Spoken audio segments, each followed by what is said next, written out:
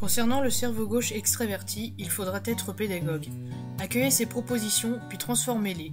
S'il veut aller plus vite, acceptez sa proposition, mais proposez-lui des changements de direction ou des cercles.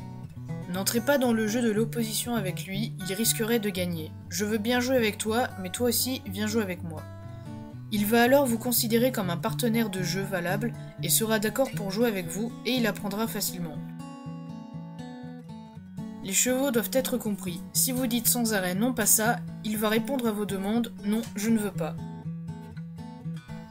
C'est comme un enfant à l'école, si l'instituteur veut leur faire faire un exercice, certains ne vont pas vouloir écouter les explications, ils vont tout de suite le faire. Nous devons comprendre comment il fonctionne et s'adapter à lui.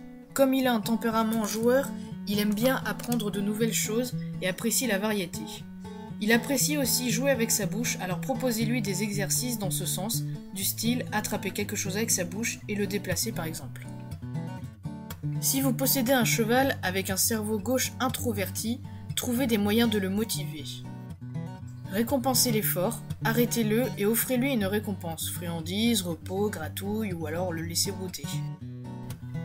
Cela le motivera ensuite dans son travail, s'il sait qu'après un exercice, il aura une récompense. Utilisez des plots, des barres, des passages étroits, etc. pour réaliser des exercices. Il faut que ce soit ludique. Essayez aussi de lui faire faire l'opposé de ce à quoi il s'attendait. Ainsi, il va se réveiller « Ah, elle demande ça finalement !» et vous aurez capté son attention. Ce sont de très bons chevaux de balade et de randonnée, car ils aiment sortir, ils ont l'impression d'aller quelque part. En plus, s'ils savent qu'ils vont pouvoir brouter à un moment donné, cela les motive encore plus. Pour le cerveau droit introverti, vous devez adapter votre vitesse à la sienne.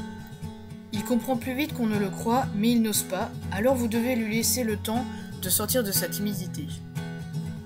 Soyez patient, il va prendre confiance en lui et en vous. Allez-y doucement, la répétition le rassure, mais ce n'est pas un feignant. Dès qu'il aura confiance, il se relâchera et il aimera se porter en avant et vous faire plaisir. Il aime bien aussi se laisser guider, mais vous devez absolument le garder en confiance. Et enfin, pour le cerveau droit extraverti, vous devez lui donner du mouvement et il calmera son mouvement.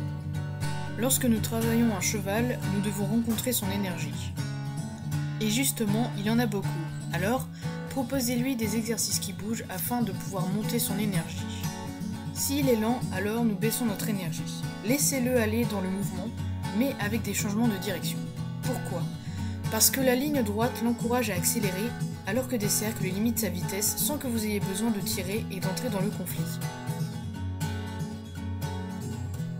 La répétition de l'exercice est également très importante. Cela lui permet de bien intégrer l'exercice et donc d'être rassuré, alors il peut baisser son énergie. Au fil des séances, il va vite comprendre que c'est confortable aussi de rester à l'arrêt, donc vous obtiendrez progressivement des arrêts de plus en plus longs. Laissez-lui de l'espace pendant les 3 premières foulées, puis demandez-lui de ralentir. Mettez-le sur une tâche répétitive et récompensez-le dès qu'il se détend. Voilà, donc je vous ai expliqué la stratégie à adopter selon votre cheval. N'hésitez pas à me dire en commentaire la stratégie que vous avez adoptée ou que vous pensez adopter. N'hésitez pas à liker ou à vous abonner et passez sur notre page Facebook.